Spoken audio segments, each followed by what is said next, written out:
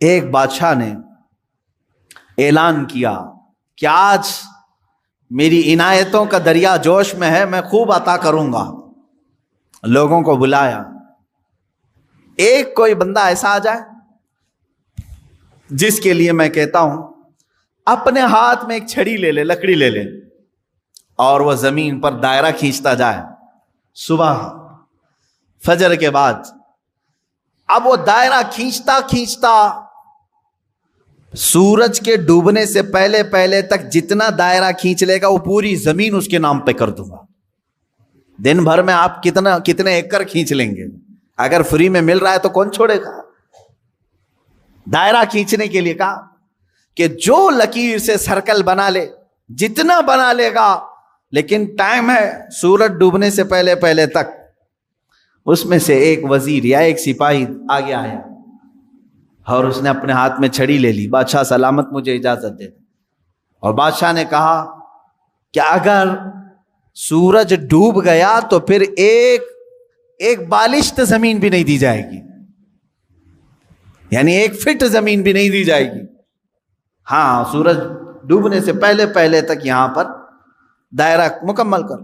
اب وہ نکلا چھڑی لے کر کے، لکیر کھینچتے کھینچتے، اسے بہت بڑی زمین چاہیے تھی، اتنی بڑی کہ اس سلطنت میں کسی کی نہ ہو۔ جب فری میں مل رہی ہے، کھینچتا کھینچتا وہ گیا، کافی دور تک چلا گیا، دوپہر ہو گئی، تھک گیا، کچھ دوڑا کچھ چلا۔ اب جب دوپہر ہو کر سورج ڈھلنے لگا تو اس نے سوچا واپس ہو جاتے، چونکہ جہاں سے میں دائرہ کھینچا ہوں وہاں تک لا کر کے لکیر کو ملانا ہے، اتنی زمین میرے نام پہ۔ اب واپس ہوا، اب یہ کتنے کلومیٹر کی زمین گھیرا تھا واللہ عالم۔ دوڑا تھا اس نے صبح سے لے کر دوپہر، نہ کھانا ہے نہ پانی ہے، دوڑ رہا تھا۔ دوڑتے دوڑتے سورج پیلا ہو گیا، عصر کا وقت آ گیا۔ اب اس نے دیکھا کہ بادشاہ کا محل اور سپاہی سب قریب نظر آ رہے ہیں، دل میں ٹھنڈک ہو گئی، میں پہنچ جاؤں گا سورج کے ڈوبنے سے پہلے پہلے۔ میرے بگننگ پوائنٹ جو ہے، جہاں سے سٹارٹ ہوا تو وہاں تک پہنچنا ہے مجھے، لیکن تھک گیا تھا، آزا جواب دے رہے تھے، نڈھال ہو گیا، شاید آدھا کلومیٹر یا 1 کلومیٹر باقی رہ گیا ہوگا، چلنے کی سکت نہیں رہی۔ لیکن باہر سے وہاں سے لوگ آوازیں دے رہے تھے، بہت لمبی زمین تو نے گھیرا ہے، اتنی بڑی زمین کسی کو نہیں ملی سلطنت میں، آ جا دوڑتے ہوئے۔ کچھ لوگوں نے ہمت دکھائی، حوصلہ دلایا، دوڑا اور تیزی سے دوڑا، پھر دوڑا، سورج ڈوبنے کے بالکل پاس میں آ گیا، سورج غروب ہونے کے لیے بس آدھا سورج اندر جا چکا تھا، اور اس کا پوائنٹ جہاں سے شروع کیا تھا وہ بھی قریب نظر آ رہا تھا، وہ بھی قریب نظر آ رہا تھا۔ دوڑا اور دوڑا، یہاں تک کہ اپنے اس پوائنٹ کے بالکل پاس میں پہنچا، لیکن سورج ڈوبا۔ کتنا باقی تھا؟ سورج ڈوبنے سے پہلے پہلے وہ اپنے پوائنٹ پہ پہنچ گیا، اس طرح کہ پیر اس کے ایک طرف، ہاتھ اس کے اس طرف، سو کر کے اس نے اپنی لکڑی آگے کی، پوائنٹ پر پہنچ گیا۔ اس کے بعد سورج ڈوب گیا، اب اس کی ہو گئی زمین، جتنا صبح سے لے کر دوڑا تھا اس کی ہو گئی زمین۔ لیکن جب قریب میں آئے، اٹھانے کی کوشش کی تو اس کا انتقال ہو چکا تھا۔ دن بھر ایسا دوڑا تھا کہ روح نکل گئی، اسی طرح پڑا تھا۔ اس کے پیر اور اس کے ہاتھ، اس کا ہاتھ کی موجود لکڑی اس پوائنٹ تک پہنچی ہوئی تھی، اور وہ وہاں مرا ہوا پڑا تھا، روح نکل چکی تھی۔ بادشاہ آیا، وزیروں کو کہا اٹھاؤ، اس کی قبر یہی بنائی جائے گی جہاں یہ انتقال کیا ہے۔ اس کی قبر وہیں کھودی گئی۔ کتنے فٹ کا رہا ہوگا؟ 6 فٹ کا رہا ہوگا، جتنا بھی رہا ہوگا، قبر اس کی بنائی۔ بادشاہ نے ایک بہت تاریخی جملہ اس کی قبر پر لکھا، کہا کہ اس کو ضرورت صرف 6 فٹ کی تھی، دوڑا پورے دن بھر، اس کو اتنی ضرورت تھی، اور دوڑا اتنا کہ اپنی موت کے منہ میں چلا گیا، موت کے منہ میں چلا گیا۔ یہی ہماری زندگی ہے آج، تقریباً اسی کی طرح ہم بھی کر رہے ہیں۔ اتنا دوڑ رہے ہیں پتہ ہی نہیں چلتا کہ کہاں موت آ گئی. تمہیں ان تمام چیزوں کی ضرورت ہی نہیں تھی جس کے پیچھے پڑے ہوئے ہو. سب تو اللہ نے لکھ کر کے بھیجا ہے. ارے میاں تم اپنی ماں کے پیٹ میں 100 دن کے نہیں تھے, تب اللہ نے فرشتوں کو بھیج کر کے لکھوا دیا, اسے اتنا رزق لکھ دو, اسے اتنے اولاد لکھ دو, اسے اتنی خوشبختیاں لکھ دو, سب لکھا جا چکا ہے. جو ملنا ہے اس پر ہم پوری زندگی کیوں داؤ پر لگائیں؟ ہمیں تو اس مولا کو راضی کرنے کے لیے زندگی خرچ کرنی چاہیے. ہم وہ نہیں کر سکے. میں یہاں چند بزرگوں کی بات بتا دوں. اللہ والے کیا دنیا میں انہوں نے کچھ حاصل نہیں کیا؟ مخدوم علی شاہ مینا رحمت اللہ تعالی علیہ, محمد شاہ مینا رحمت اللہ علیہ, لکھنؤ کے بڑے بزرگ, ان کی سیرت میں میں نے پڑھا. جانتے ہیں عبادت بھی کیسے کرتے تھے؟ اللہ اکبر. رات کے وقت کھلی دیوار جو ہوتی, کمپاؤنڈ جیسے ہوتا ہے دیوار کے اوپر کھڑے ہو جاتے تھے, عبادت کے لیے کھڑے ہوتے تھے. ادھر بھی نیچے ادھر بھی نیچے, بیچ میں دیوار ہے, کھڑے کھڑے عبادت کرتے تھے رات تک. لوگ کہتے کہ حضور مسجد ہے, نیچے صحن ہے, آرام سے کریں. کہتے جب آرام ملتا ہے تو نیند آ جاتی ہے, آرام ملتا ہے تو نیند آ جاتی ہے. میں دیوار پر کھڑا ہوتا ہوں اور رات کو نیند آتی ہے تو کبھی کبھار دیوار سے گر جاتا ہوں. تو کہا گر جاتے ہیں پھر بھی کھڑے ہوتے ہیں؟ کہا ہاں, جو جسم غافل ہوگا اس کی سزا یہی ہے کہ وہ دیوار سے گرایا جائے. جو اپنے مولا سے غافل ہو اس کی سزا یہی ہے کہ اسے گرایا جائے. یہ اللہ والے تھے جو لمحے بھر کے لیے غافل ہوتے تو اپنی جسموں کو سزا دے دیتے تھے. حضرت سیدنا ابو بکر شبلی رحمۃ اللہ تعالی علیہ, یہ ہمارے سلسلہ قادریہ کے بڑے بزرگ ہیں. بحر شبلی شیر حق دنیا کے کتوں سے بچا, ایک کارک عبد واحد بے ریا کے واسطے. ہم شجرہ میں پڑھتے ہیں ان کا نام. حضرت ابو بکر شبلی رحمۃ اللہ علیہ بغداد شریف کے بزرگ ہیں. سیدنا امام اعظم ابو حنیفہ رضی اللہ تعالیٰ عنہ کے پڑوس میں دفن ہیں. آپ جب رات کو ذکر الہی کے لیے کھڑے ہوتے یا عبادت کے لیے کھڑے ہوتے, ایک مرتبہ ایسا ہوا کہ آپ کو جھپکی آئی, نیند آئی. یہاں تو لوگ رات تو چھوڑے جمعہ میں سوتے ہیں, بہت سارے لوگ تو جمعہ میں اپنی نیند کمپلیٹ کر کے آتے ہیں. پتہ ہی نہیں چلا کہ امام کب کھڑا ہوا, اقامت کب ہوئی, خطبہ تو پورا نیند میں چلا گیا. واللہ عالم سوتے ہیں یا پھر کشف کرتے ہیں, مراقبہ کرتے ہیں, چوتھی منزل پر پہنچتے ہوں گے. عزیزان گرامی, یہ وہ دل سوتا ہے جسے اپنے رب تعالیٰ کی طرف توجہ نہیں ہوتی. وہ آیا ہے رسم ادا کرنے کے لیے, وہ آیا ہے لوگوں کے دکھاوے کے لیے. دل کی توجہ اور دل کی حضوری ہو تو نیند کہاں کی. حضرت ابو بکر شبلی رحمت اللہ تعالی علیہ رات کے وقت جھپکی آ گئی, تھوڑا سا اونگ آئی. کیا کیا جانتے آپ؟ وہ کھڑے ہوئے. پہلی مرتبہ رات میں ایسا ہوا کہ مجھے اونگ آ گئی. کیسا ہوا؟ اس کے بعد گئے, سرما لگانے کی سلائی لے کر نمک میں پھیرا اور نمک پورا آنکھوں میں لگایا. آنکھوں میں نمک لگاتے, ذرا لگا کر کے دیکھو اپنی آنکھوں میں نمک کیا حالت ہو. سیدنا ابو بکر شبلی رحمت اللہ علیہ کی آنکھوں سے خون رستا تھا, خون رستا تھا, ٹپکتا تھا, اور اسی حالت میں وہ عبادت کرتے تھے. لوگوں نے پوچھا کیا یہ اس طرح سے کرنا صحیح ہے آپ کا؟ اپنی آنکھوں کو آپ نے نمک میں ڈال دیا. وہ ہنستے تھے. کہا یہ غافل آنکھوں کی تو بہت چھوٹی سزا ہے, بہت چھوٹی سزا ہے کہ میں نے نمک پھیر دیا. اگر اسی طرح زندگی بھر غافل رہی تو اس میں تو آگ کی سلائیاں پھیری جائیں گی, آگ کی سلائیاں پھیری جائیں گی. میں تو نمک پھیر رہا ہوں. عزیزان گرامی وقار, کہاں ہو تم؟ کس جگہ پر کھڑے ہو آج؟ اپنا مقصد زندگی کو تو سمجھ لو. مجھے کیوں پیدا کیا تھا رب تعالیٰ؟ کیا اسی لیے کہ لوگوں کے تانے, لوگوں کو کی جاسوسی میں اپنی پوری زندگی گزار دوں؟ کس کے گھر میں کیا پک رہا ہے وہی بات کرتے بیٹھا رہا ہوں, کس کی بیوی کیسی ہے وہ ڈسکس کرتا بیٹھا رہا ہوں, کس کے گھر میں ابھی کتنے شادی کے لوگ ہیں وہ ڈسکس کرتا بیٹھا رہا ہوں, کس کی دکان ٹھپ پڑ رہی ہے یہ ڈسکس کرتا بیٹھا رہا ہوں. تمہاری زندگی اسی لیے ہے. پوری دنیا بھر کے گلے تانے اور شکوے, غیبت, چغلیاں اس کے لیے ہے. میرے عزیزو, اپنی زندگی کا مقصد سمجھو, اور آج کے بعد یہ طے کر لو کہ میں دکان میں ہوں کہ مکان میں ہوں کہ راستے پر ہوں, لوگوں کی عیب جوئی کرنے سے بہتر ہے کہ میں اللہ کو سبحان تو کہوں، میں کہوں سبحان اللہ سبحان اللہ سبحان اللہ، ما اعظم شانک، اے اللہ تو کتنا بلند ہے، تیری شان کتنی بڑی ہے۔ لیکن اس کی تعریف میں جتنے جملے نکلے وہ تمہاری نیکیوں کے پلے کو اتنا بھر دیتے ہیں کہ قیامت کے دن تم فخر کے ساتھ اٹھائے جاؤ۔ اپنے ان اوقات کو فضولیات میں نہ برباد کرو، فضولیات میں نہیں۔ اب آخری بات میں ایک عرض کر دوں، سیدنا عمر فاروق رضی اللہ تعالیٰ عنہ کی ایک وصیت مجھے یاد آتی، دنیا میں ہم جو کچھ بھی کر لیں یہ یہیں رہ جائے جتنا بھی ہو۔ آپ نے 2 وصیتیں کی تھی اپنے انتقال سے پہلے، کہا میری قبر چھوٹی بنانا، بس بہت زیادہ لمبی چوڑی نہیں، چھوٹی سی، اتنی کہ ایک کروٹ بھی نہ ہو، چھوٹی قبر بنا کر کے مجھے دفن کرنا۔ دوسری وصیت، مجھے سادہ سا کفن کپڑا دینا، عام لباس میں مجھے دفن کر دینا، کفن دینا۔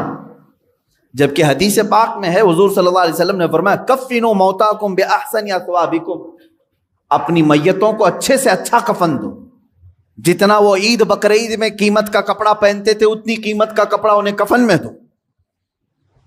یہ مسئلہ ہے۔ عمر فاروق رضی اللہ تعالیٰ عنہ کی وصیت یہ ان کا تقویٰ ہے، فرمایا چھوٹی قبر میں مجھے دفن کر دو، سادے کفن میں مجھے ملبوس کر کے دفن کر دو۔ پوچھا گیا لوگوں نے آپ سے کہ ایسا آپ کیوں فرما رہے ہیں؟ توجہ چاہتا ہوں، یہی 2 چیزیں ہمیں ہمارے مقصد تک لے جا سکتی ہیں۔ فرماتے ہیں اے لوگو، اگر تم نے مجھے امیر المومنین سمجھ کر کے، بڑا سمجھ کر کے بڑی لمبی چوڑی قبر کھود دی، شاندار قبر بنا کر کے دفن کیا، ہونا کیا ہے؟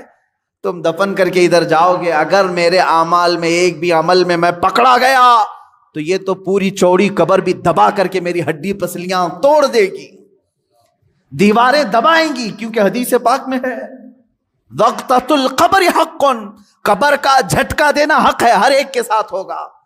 سیدنا عمر فاروق فرماتے ہیں یہ قبر کی دیواریں تو ہڈی پسلیاں توڑ دیں گی اگر میں کسی عمل میں پکڑا گیا، اور رہی بات چھوٹی قبر تم کھود کر کے مجھے دفنا رہے ہو، اگر مولا تبارک و تعالیٰ کے ہاں میں پاس ہو گیا، میرے اعمال نکل گئے، تو تمہارے کھودنے کا کیا، اللہ اتنی کشادہ کرے گا کہ جہاں تک نگاہ جائے وہ تو تم کھود بھی نہیں سکتے، اتنی بڑی میری قبر بن جائے گی۔ اسی لیے میری قبر کا دار و مدار زندگی کے اعمال پر ہے، تمہارے بنانے پر نہیں، تم چاہے جیسی بھی بناؤ۔ اور دوسری بات کفن کی، چلو تم نے بہت مہنگا کفن مجھے پہنا دیا، حضرت عمر فرماتے ہیں اگر میں پکڑا گیا، میرا عمل کوئی اللہ کی بارگاہ میں گرفت میں آیا، تو تم نے چاہے جتنا بھی مہنگا کفن دیا ہو یہ سب کھینچ لیا جائے گا، سب سڑا دیا جائے گا، ختم کر دیا جائے گا۔ اور اگر تم نے ہلکا کفن بھی دے دیا مجھے، سستا کفن بھی دیا، لیکن مولا کو میرے اعمال پسند آ گئے تو وہ تو مجھے جنتی لباس پہنائے گا۔ سارا دار و مدار میرے اعمال پر ہے۔ اسی طرح میرے عزیزو، تمہاری عمدہ کوٹھیاں، تمہارے عمدہ بنگلے اور تمہارے بڑے بڑے جنازے، چاہے لاکھوں کے خرچ کے ساتھ تم نے اپنی میتوں کو دفن کا انتظام کیا ہو، کچھ نہیں ہونا ہے۔ تمہاری زندگی کا سارا دار و مدار یہی چند دن ہے جو تم اللہ کو منانے میں لگا دو گے۔ اٹھاؤ اپنی تسبیحاں، اٹھاؤ اپنی تسبیحات اور اللہ رب العزت کے نغمے گاؤ، اس کی حمد بیان کرو جتنا وقت تمہیں ملے، اور اٹھاؤ تسبیحات، بارگاہ مصطفیٰ میں درود کی کثرت کرو۔ تمہاری زبان اس لیے نہیں دی گئی ہے کہ لوگوں کو طعن و تشنیع کرو، ان کو گالیاں دو، تمہاری زبان اس لیے ہے کہ مختصر وقت میں اللہ کی جنت خرید لو۔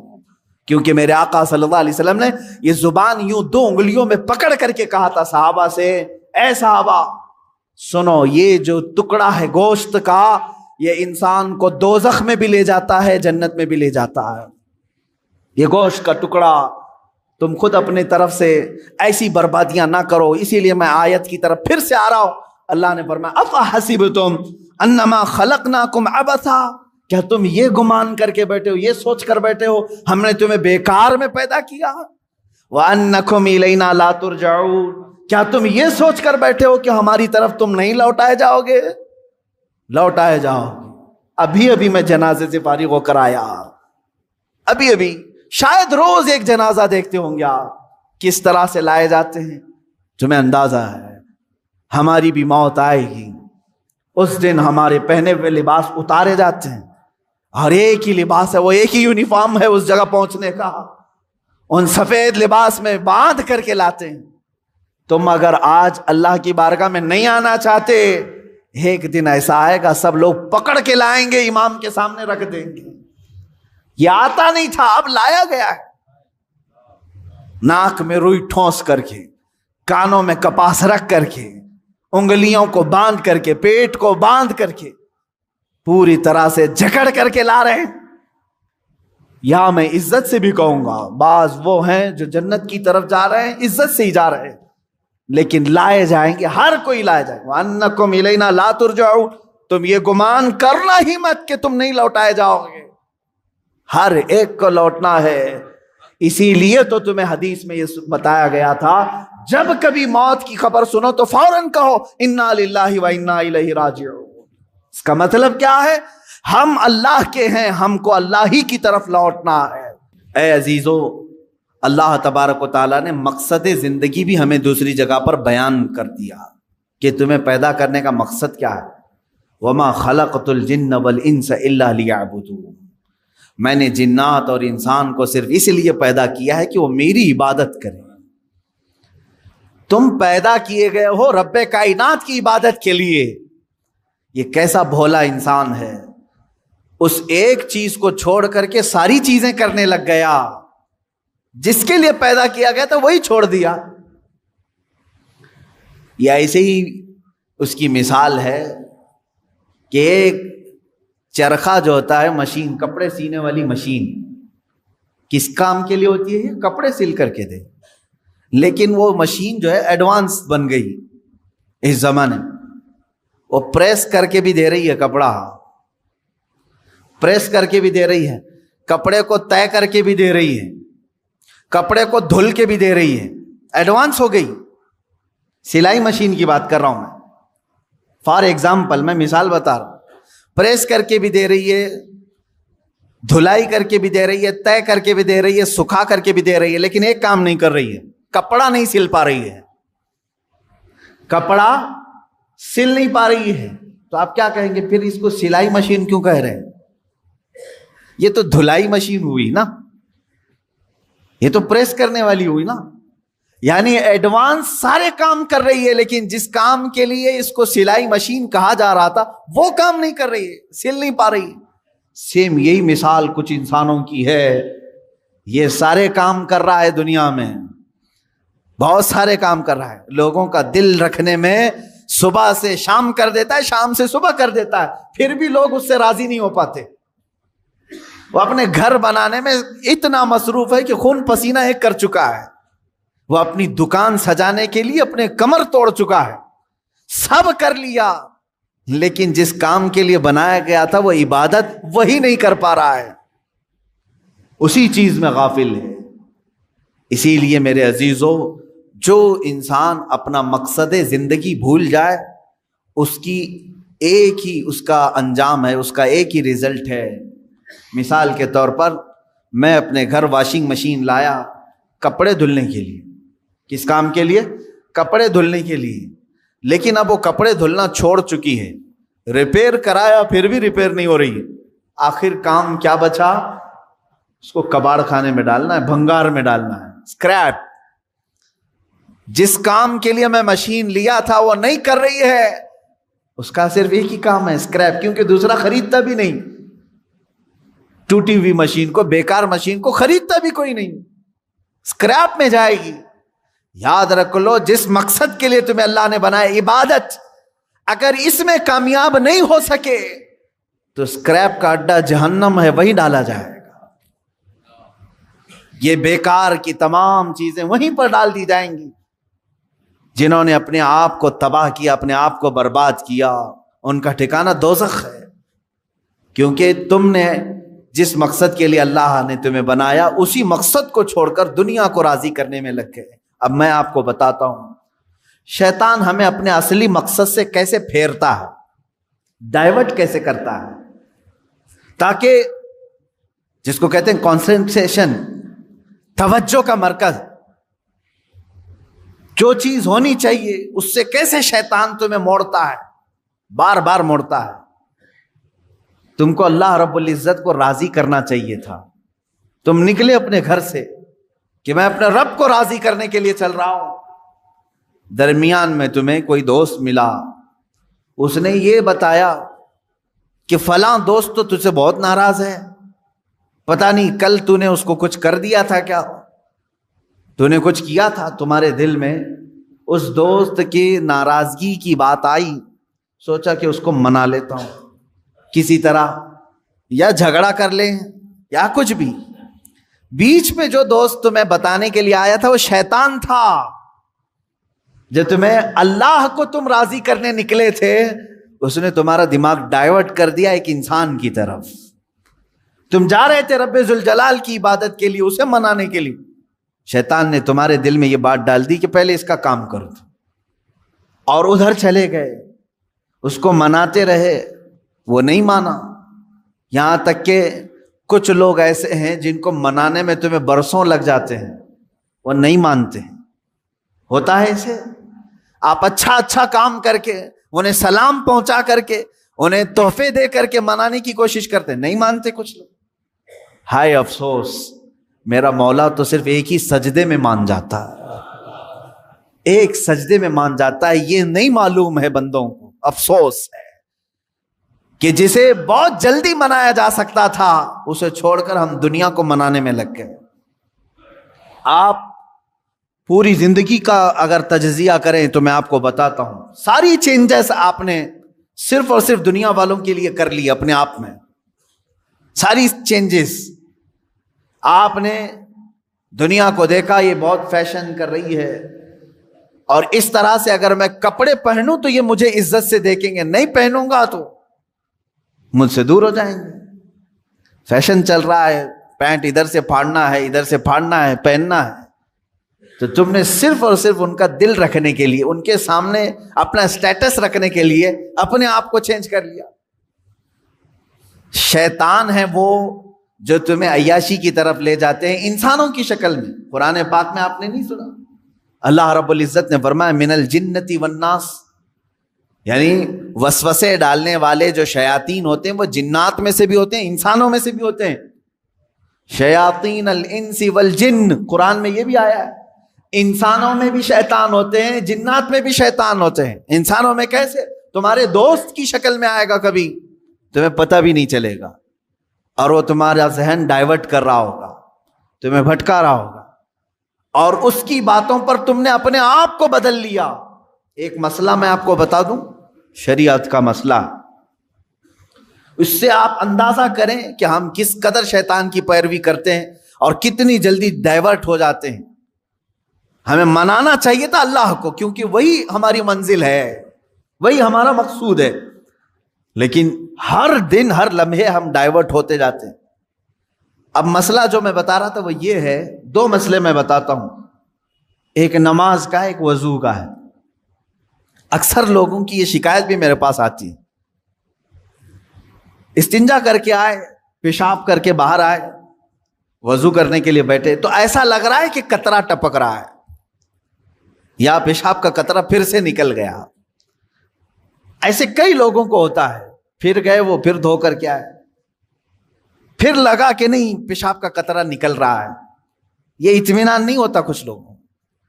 حالانکہ استنجا کریں آپ، پورا اس میں استبرا ہے، یعنی کھانس کر کے ہو یا اٹھ کر کے، بیٹھ کر کے، پیر کو موڑ کے، کسی بھی طرح سے آخری قطرہ نکال دیں، یہ ٹھیک ہے، لیکن اس کے بعد آپ وضو کرنے کے لیے آئے تب یہ وسوسہ آ رہا ہے، پیشاب کا قطرہ نکلا، پیشاب کا قطرہ نکلا۔ اب کیا حکم کیا ہے آپ کے لیے؟ ایک نمبر 1 یہ وضو کا مسئلہ، اس کا بھی حکم میں بتاؤں۔ دوسرا مسئلہ سن لیں، نماز 4 رکعت ظہر کی پڑھنے کے لیے کھڑے تھے، یا 4 رکعت عصر یا عشاء کی، 2 رکعت پڑھے، تیسری رکعت میں کھڑے ہوئے تھے، اب شک ہونے لگا کہ دوسری ہے کہ تیسری ہے. تیسری میں کھڑے تھے، یہ شک ہونے لگا یہ چوتھی ہوگی کہ تیسری ہوگی. ایسا ہوتا ہے بہت سارے لوگ. نماز کا ایک مسئلہ یہ ہے، آپ وضو کا ہے، دونوں کا حکم کیا ہے اس سے میں آپ کو اپنی زندگی کے متعلق بتاؤں گا. پہلا والا جو مسئلہ ہے پیشاب کے قطرے کا، پہلی مرتبہ ایسا کبھی ہوا ہے تو جاؤ دھل لو. ایک بار ایسا ہوا کہ پیشاب کا قطرہ ٹپکا ہے یا لگ رہا ہے، جاؤ دھل کے آ جاؤ. پھر ایک مرتبہ ایسا ہوا ہے کہ وضو کرنے بیٹھا ہوں، ایسا لگا کہ پیشاب کا قطرہ ٹپک گیا، جاؤ دھل کے آؤ اور اتنا حصہ جہاں کپڑے میں لگا اس کو بھی دھل لو. تیسری مرتبہ بھی ایسا ہوا ہے، دھل لو. اب اس کے بعد شریعت کہتی ہے اب نہیں جانا اس کے بعد. اب وضو کے لیے اگر بیٹھو گے تمہیں لگ رہا ہے کہ پیشاب کے قطرے ٹپک رہے ہیں، ٹپکنے دو. تم پانی لے لو ایک چلو میں اور اس جگہ پر چھڑک دو پانی وہاں پر اس کپڑے کے اوپر چھڑک دو. کیوں؟ اس لیے کہ کہا گیا ہے کہ بعد میں اگر تمہیں وسوسہ بھی آنے لگے تو یوں سمجھ لو یہ پیشاب کا قطرہ نہیں بلکہ میرا چھڑکا ہوا پانی ہے، میرا چھڑکا ہوا پانی.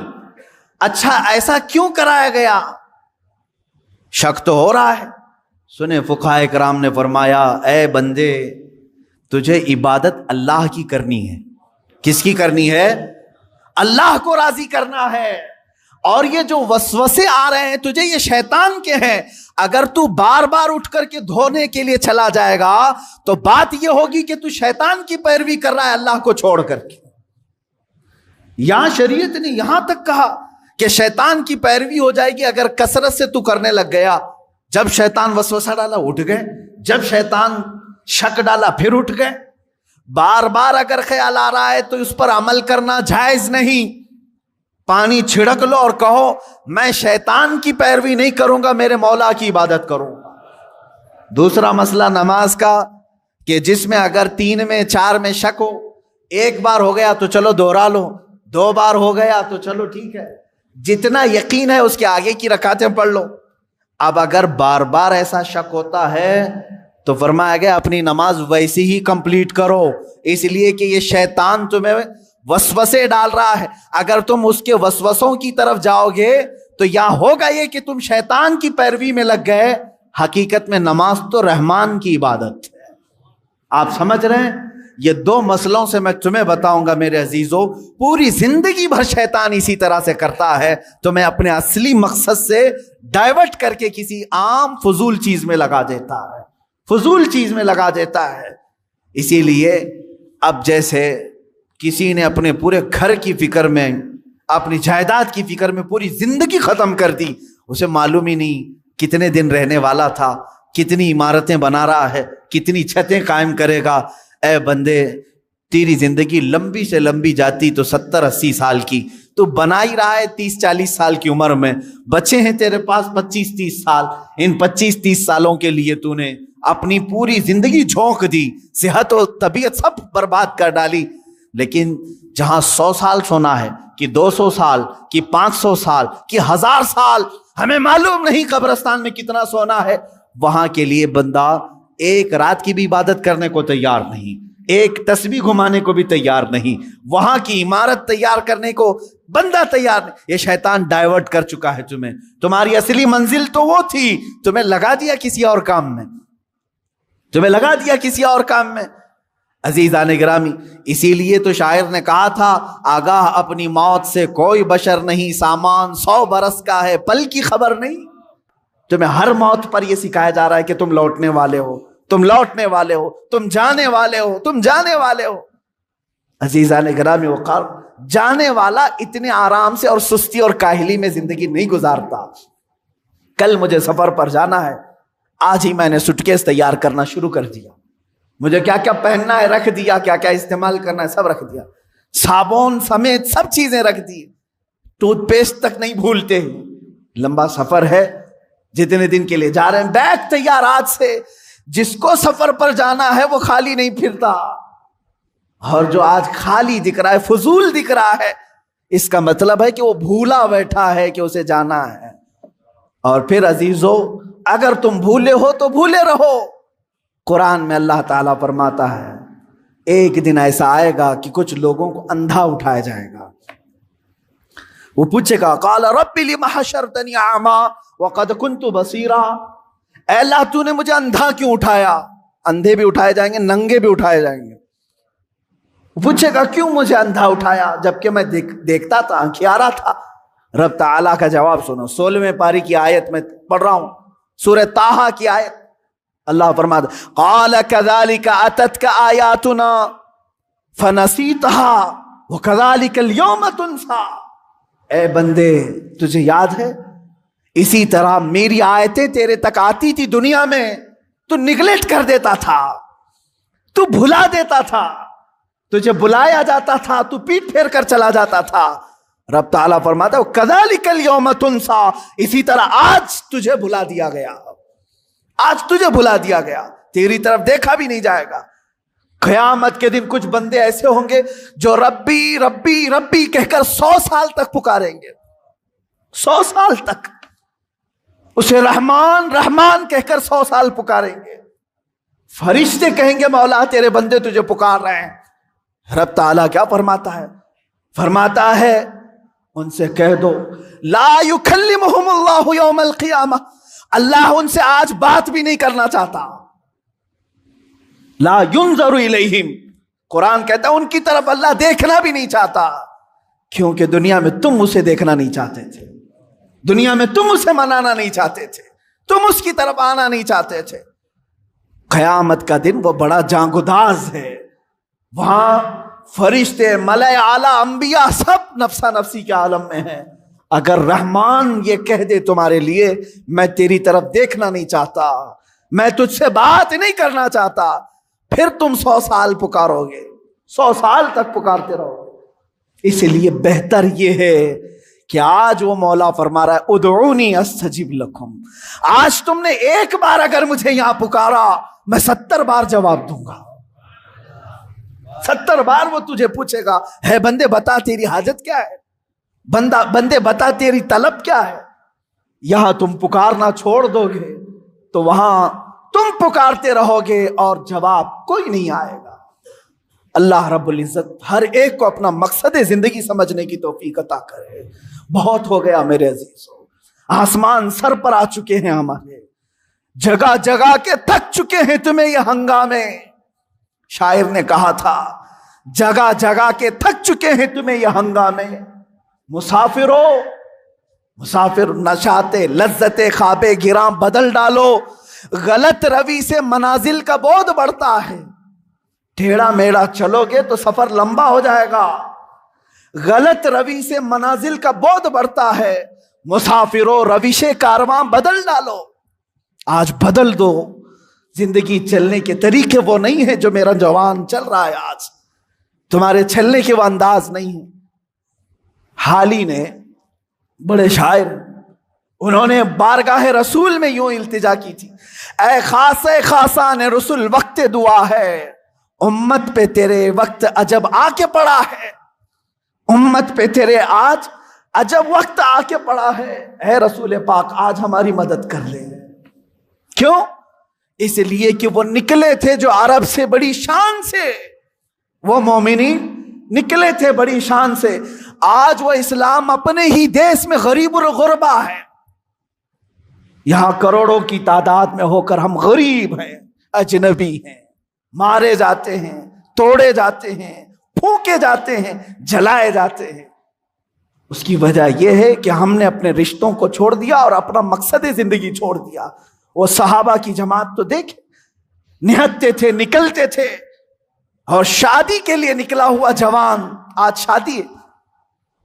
حضور نے طے کی شادی، راستے میں سامان خریدنے گیا ہے. حضرت عبداللہ اسود رضی اللہ تعالیٰ کالے حبشی تھے، غریب تھے، مال صحابہ نے دیا تھا جا تیری شادی ہے سامان خرید کر کے لیا. بازار میں گئے، اچانک کافروں کے حملے کی خبر آئی کہ مدینے پر حملہ ہونے والا ہے. اعلان ہو گیا، اللہ کی رضا کے لیے اللہ کے رسول نے بلایا جہاد میں. شادی کا سامان چھوڑ کر کے وہ تلواریں خریدنے میں لگ گئے، گھوڑا خریدا، زیرہ خریدا. صحابہ کہتے ہیں یہ سارے سامان جو شادی کے خریدنے کے تھے سب اپنی شہادت کے سامان خرید کر کے آیا, اور گھوڑے پر بیٹھا. لوگ کہتے ہیں ہم پہچان نہیں پا رہے تھے, اس لیے کہ ہمیشہ یہ پیدل چلنے والا آج نہایتی شان کے ساتھ گھوڑے پر سوار ہے. لوگوں نے پوچھا ذرا اپنا چہرہ ہٹا کر کے دکھاؤ, زیرہ لوہے کی تانتوں والی جو ٹوپی ہوتی تھی پہن کر کیا ہے؟ وہ ہنستے ہوئے کہا پہلی مرتبہ مجھے دولہا بننے کا شرف ملا ہے, میں میدان جہاد میں جا رہا ہوں. اور دوسرا دن تھا کہ جہاد کے میدان میں لڑتے لڑتے یہ عبداللہ اسود شہید بھی ہو گئے. ان کی زندگی تھی, ان کی زندگی تھی. انہوں نے اپنی کل زندگی دنیا بنانے میں مصروف نہیں رکھی, اپنے مولا کو راضی کرنے کا اگر ایک لمحہ بھی آ گیا سب چھوڑا اور اللہ کو راضی کرنے پر آ گئے. یہ زندگی کا مقصد ہے میرے عزیزوں. قرآن پاک ہے. اور دوسرے موت, موت تمہیں سمجھاتی رہے گی کہ ہر ایک کو لوٹنا ہے اللہ کی بارگاہ میں, ہر ایک کو پلٹ کر کے جانا ہے رب ذوالجلال کی بارگاہ میں. اور پھر بزرگوں نے یہ روایات میں بیان